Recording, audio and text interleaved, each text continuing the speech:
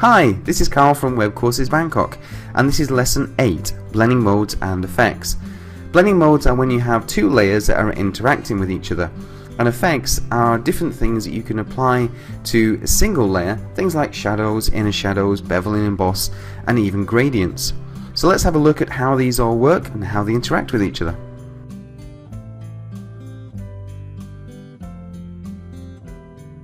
For this lesson, you're going to need your Lesson 8 Blending Modes and Effects PSD.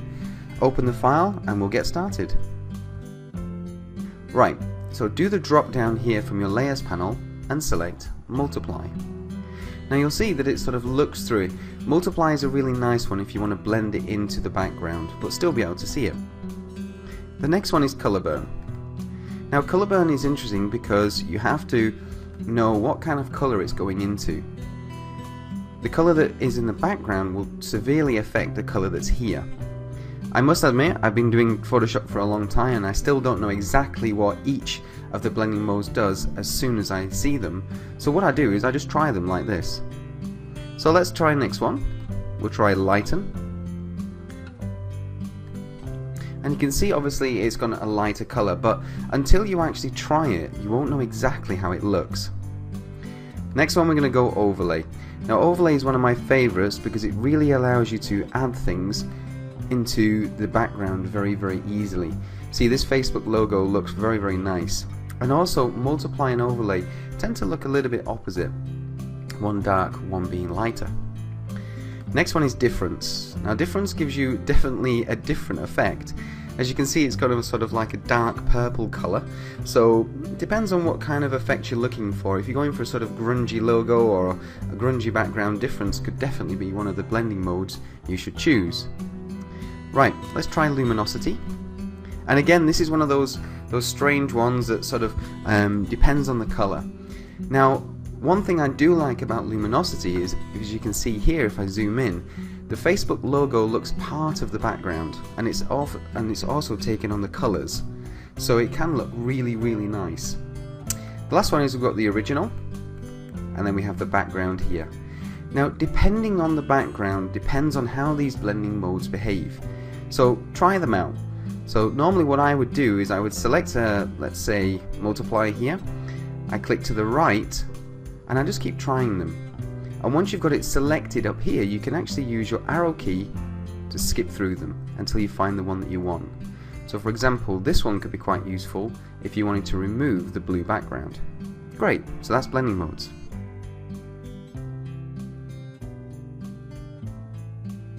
Next we have layer effects. But first of all, I'm just going to close my group for blending modes just so I can see what I'm doing. Let me open up the effects. And again, we can see here we've labeled the layers ready for you. So let's move down and move to the left a little bit. Now first of all, we need our shadow. So I'm just going to select the drop shadow layer. Now different people do this in different ways. My personal way of doing it is right click, blending options. Other people might go to here. You can see the effects menu item here, and you can go to blending options as well. An important thing to remember about the blending options is that you must click on the word to change the settings. If I just click on the actual checkbox, nothing happens apart from turning that layer style on and off. So if I want to change anything, I must click on the word. Here you can change the size, and also you can change the distance. So try playing around with some of the different settings. Also, a nice thing about this is if you're using the global light and you've got shadows elsewhere, they will all change if you start changing the angle. And this can be quite useful to keep things consistent. Right, let's click OK and we'll move on to inner shadow. Now something to note is that when you have a layer style applied to a shape or a picture or anything, you can see the layer effects here. If you want to access them directly, just double click and that will go directly to a layer effect that's been applied. So just click OK and then we'll move on to inner shadow. Right click, blending options.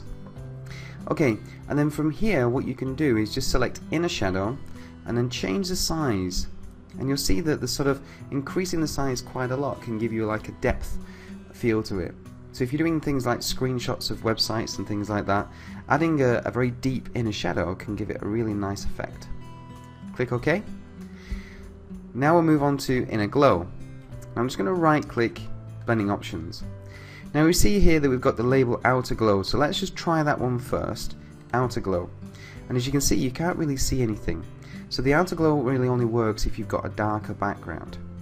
So let's move on now to inner glow. And you can see here we've got this lovely inner glow here. And this can be a nice effect if you're doing things like hover over buttons. So when someone puts their mouse over a button, if you add a outer glow effect or inner glow, it can give it a nice indication that you're using this button. Click OK, and then we'll move on. The next one we have is bevel and emboss.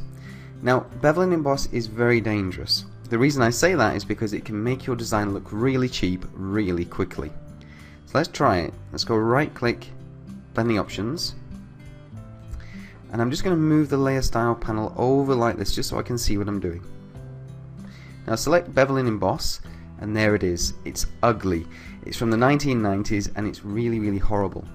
Now what we can do with this is we can actually soften it to give it a nice sort of rounded feel, or you can increase the size quite dramatically and it gives it actually a really nice sort of gradient feel. So have a think about it. Try not to do anything like this. I know that's my personal opinion, but I do think that looks old.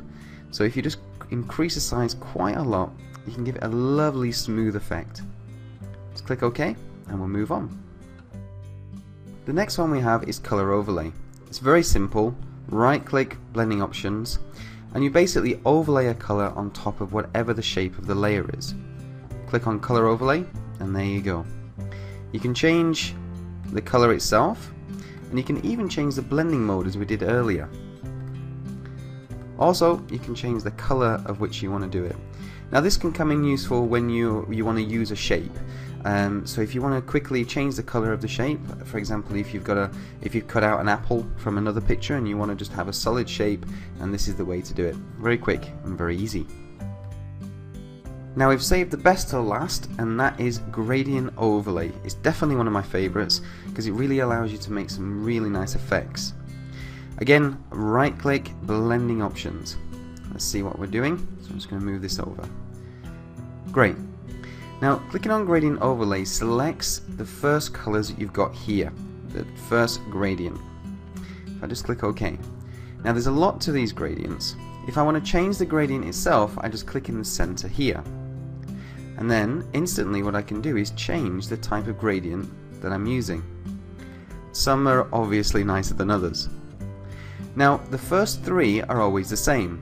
Top left, this is your foreground and background colors. The second one is the foreground to nothing, so it fades out. And then the third one is always black to white. Now the one we're going to use now is we're actually going to use black and white, because we're going to do a nice little effect with this. What we're going to do is very simply is change the opacity down. Now what that does is it gives you this lovely sort of gradient effect, giving it as though the button has got actual depth. Click OK, and there you go. Now the real powerful part of this is, say for example I want to change the color of my gradient overlay to the same color as my color overlay. What I do is I select my color, I move my mouse over like we did before, and I click OK. And again I've got this gradient overlay. And this is something very useful for web designers if you want to change colors and affect the color scheme very quickly.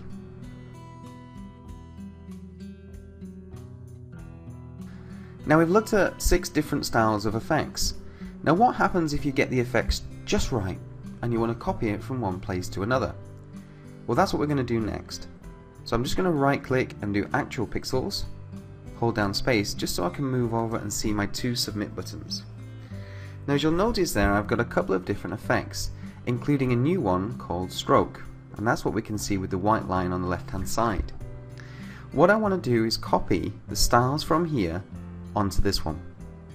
The way I do that is I open up my submit button.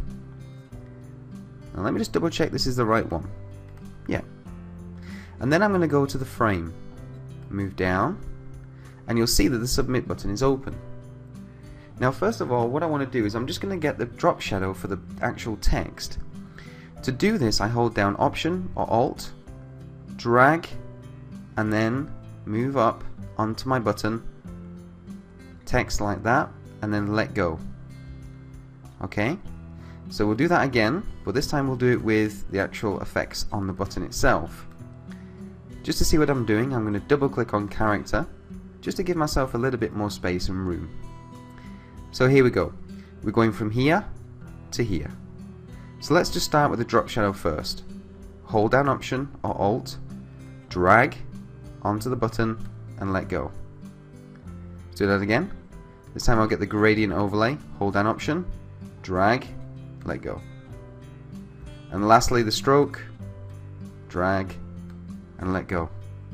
And that's a really useful way of moving your styles from one place to the other. So that's everything for blending modes and effects. Hope you enjoyed that, and I hope you use it to make some really nice effects with your different layers. If you're interested in learning more about anything that we've covered in the screencasts or about Photoshop, then go to www.webcoursesbangkok.com. Thanks for watching. Bye.